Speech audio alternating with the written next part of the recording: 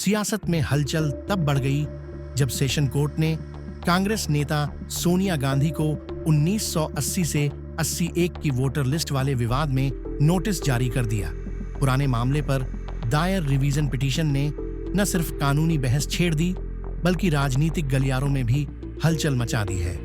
Magistrate द्वारा शिकायत खारिज किए जाने को चुनौती देने के बाद अब यह मुद्दा फिर सुर्खियों में है। इसी बीच भाजपा और कांग्रेस के नेताओं के बीच बयानबाजी तेज हो गई है। आरोपों के इस दौर में भाजपा सांसद कंगना रनौत भी सामने आई हैं। कंगना ने कांग्रेस और गांधी परिवार पर तीखा वार करते हुए कहा कि पार्टी की छवि हमेशा से भ्रष्टाचार और घोटालों से जुड़ी रही है। उनके मुताबिक बिना नागरिकता के वोट डालने जैसे गंभीर आरोप इस विवाद को और संगीन बनाते हैं। कुल मिलाकर नोटिस जारी होने के साथ यह पुराना मामला फिर से राजनीतिक तूफान खड़ा कर रहा है और आने वाले दिनों में इस पर बहस और भी गर्माती दिख सकती है।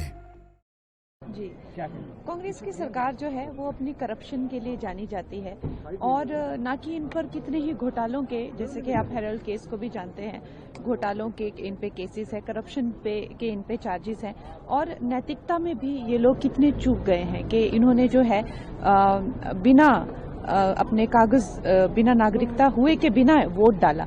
तो कांग्रेस जो पार्टी, आप ये सोच सकते हैं कि एक पॉलिटिकल परिवार से आने के बावजूद ये हमेशा कानूनों का और नियमों का उल्लंघन करते रहे, क्योंकि इनको लगता है कि ये बाबू लोग हैं, ये साहब लोग हैं और ना कि ये संविधान का ही हमेशा अपमान करते हैं। ये हमारे देश की जो है, जो इन देश के जो मूल्य हैं, जो कि एक वोटिंग का अधिकार होता है, उसके लिए एक नागरिकता लेना जो है उनके लिए कोई बड़ी बात नहीं थी। वो चाहते तो ये 1 घंटे में ही उनके लिए काम किया जा सकता था, जैसे कि उनके संबंध थे और जैसे कि उनकी हैसियत थी।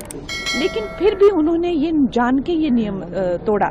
इससे ये पता चलता है कि वो हमेशा ही भारत का और भारतीय संविधान का, यहाँ के नियमों का, यहाँ के लोगों का, यहाँ की परंपराओं का हमेशा इन्होंने डिसरिगार्ड किया है और हमेशा ही इन्होंने, जैसे कहते हैं ना कि जूते की नोक पे रखना और उसको मसलना, इस तरह के इन्होंने करतूते की हैं। तो मैं चाहती हूँ कि सरकार जो है इसको लेकर अच्छा एक एग्जाम्पल सेट करे कि ऐसा कभी भी किसी भी चाहे कोई इतना बाबू क्यों ना हो, ऐसा नहीं करना चाहिए।